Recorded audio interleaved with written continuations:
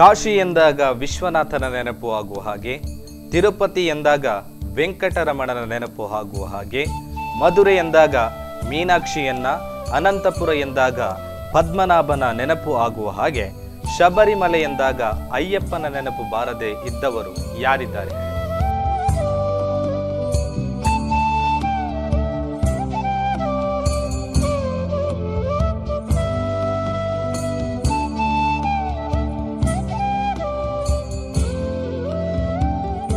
ಪಶ್ಚಿಮ ಘಟ್ಟದ ಪರ್ವತ ಶ್ರೇಣಿಗಳಲ್ಲಿ ನೆಲೆಗೊಂಡಿರುವ ಈ ಪವಿತ್ರ ಯಾತ್ರಾ ಸ್ಥಳ ಕೇರಳದ ಪತ್ತನಂತಿಟ್ಟ ಜಿಲ್ಲೆಯ ಪೆರುನಾಡು ಗ್ರಾಮ ಪಂಚಾಯತ್ ವ್ಯಾಪ್ತಿಗೆ ಬರುತ್ತದೆ.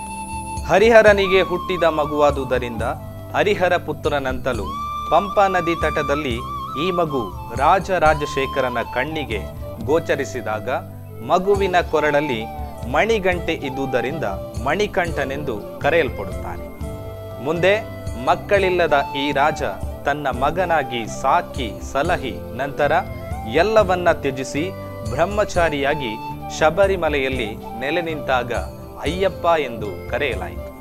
ಕಾನನದ ನಡುವೆ ನೆಲೆಸಿರುವ ಅಯ್ಯಪ್ಪನನ್ನ ಕಾನನ ವಾಸನೆ ಎಂದು ಭಕ್ತರು ಕರೆಯುವುದು ಉಂಟು.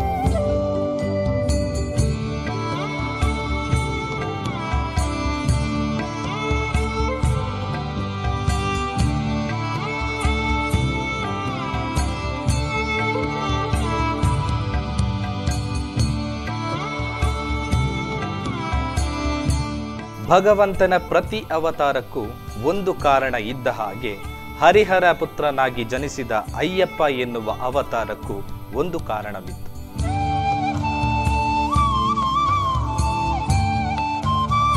ಮೂರು ಲೋಕಕ್ಕೂ ಕಂಟಕವಾಗಿದ್ದ ಮಹಿಷಿ ಎನ್ನುವ ರಾಕ್ಷಸಿಯನ್ನ ಮರ್ದಿಸಲೆಂದೇ ಹರಿಗೂ ಹರನಿಗೂ ಈ ರೂಪ ಪಡೆಯಬೇಕಾಯಿತು.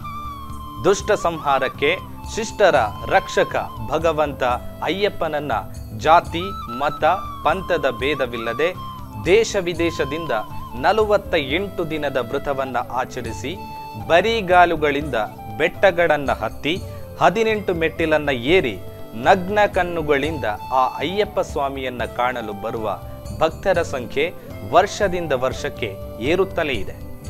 ಶಬರಿಮಲೆ ಅಯ್ಯಪ್ಪನ ದರ್ಶನಕ್ಕೆ ಮಹಿಳೆಯರಿಗೆ ಪ್ರವೇಶಕ್ಕೆ ಅನುಮತಿ ನೀಡಬೇಕೆನ್ನುವ ವಿಷಯದಲ್ಲಿ ವಿವಾದ ತಾರಕಕ್ಕೆ ಏರಿತು.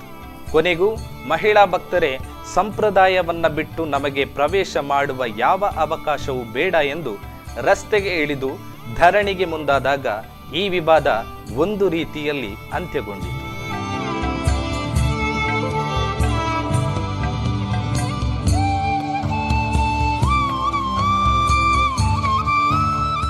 ಹಾಗೆ ನೋಡಿದರೆ ಇಲ್ಲಿ ಮಹಿಳೆಯರು ಪ್ರವೇಶಿಸುವುದಿಲ್ಲ ಅಂತಾನೂ ಅಲ್ಲ, ನಿರ್ಬಂಧ ಇದೆ ಅಂತಾನೂ ಅಲ್ಲ.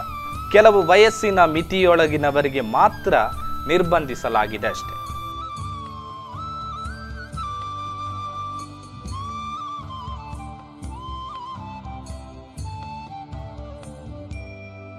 ನಿತ್ಯ ಬ್ರಹ್ಮಚಾರಿಯಾದ ಅಯ್ಯಪ್ಪನನ್ನ ಕಾಣಲು ಸದ್ಭಕ್ತರಿಗೆ ಲಿಂಗಭೇದವಿಲ್ಲದೆ ಜೀವನದಲ್ಲಿ ಒಮ್ಮೆಯಾದರೂ ಕಾಣುವ ಅವಕಾಶ ಹಿಂದೆಯೂ ಇತ್ತು, ಇಂದಿಗೂ ಇದೆ, ಮುಂದೆಯೂ ಇರುತ್ತದೆ. ಜೀವನ ಅಂದರೆ ನಂಬಿಕೆಯಲ್ಲ.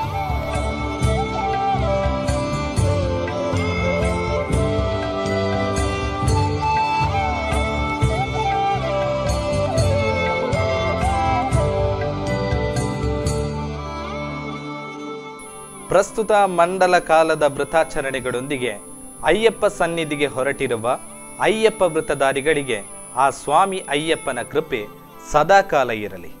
ಸ್ವಾಮಿಯೇ ಶರಣಮಯ್ಯಪ್ಪ. ನಿಮ್ಮ ನೆಚ್ಚಿನ ಧ್ವನಿ ಮೀಡಿಯಾ ಆಪ್ ಇದೀಗ ಗೂಗಲ್ ಪ್ಲೇಸ್ಟೋರ್ನಲ್ಲಿ ಲಭ್ಯವಿದೆ. ಗೂಗಲ್ ಪ್ಲೇಸ್ಟೋರಿಗೆ ಹೋಗಿ ಧ್ವನಿ ಮೀಡಿಯಾ ಅಂತ ಟೈಪ್ ಮಾಡಿ ಉಚಿತವಾಗಿ ಡೌನ್ಲೋಡ್ ಮಾಡಿಕೊಳ್ಳಿ. ನಿಮ್ಮ ನೆಚ್ಚಿನ ಎಲ್ಲ ಕಾರ್ಯಕ್ರಮಗಳನ್ನ ತಪ್ಪದೇ ವೀಕ್ಷಿಸಿ. ಯೂಟ್ಯೂಬ್ನಲ್ಲಿ ಧ್ವನಿ ಮೀಡಿಯಾ ಅಂತ ಟೈಪ್ ಮಾಡಿ ಸಬ್ಸ್ಕ್ರೈಬ್ ಮಾಡಿಕೊಳ್ಳಿ. ಧ್ವನಿ ಮೀಡಿಯಾವನ್ನ ಫೇಸ್ಬುಕ್, ಇನ್ಸ್ಟಾಗ್ರಾಮ್ ಹಾಗೂ ಟ್ವಿಟರ್ಗಳಲ್ಲೂ ವೀಕ್ಷಿಸಬಹುದಾಗಿದೆ. ಧ್ವನಿ ಮೀಡಿಯಾ, ನಿಮ್ಮ ಧ್ವನಿಗೆ ನಮ್ಮ ಧ್ವನಿ.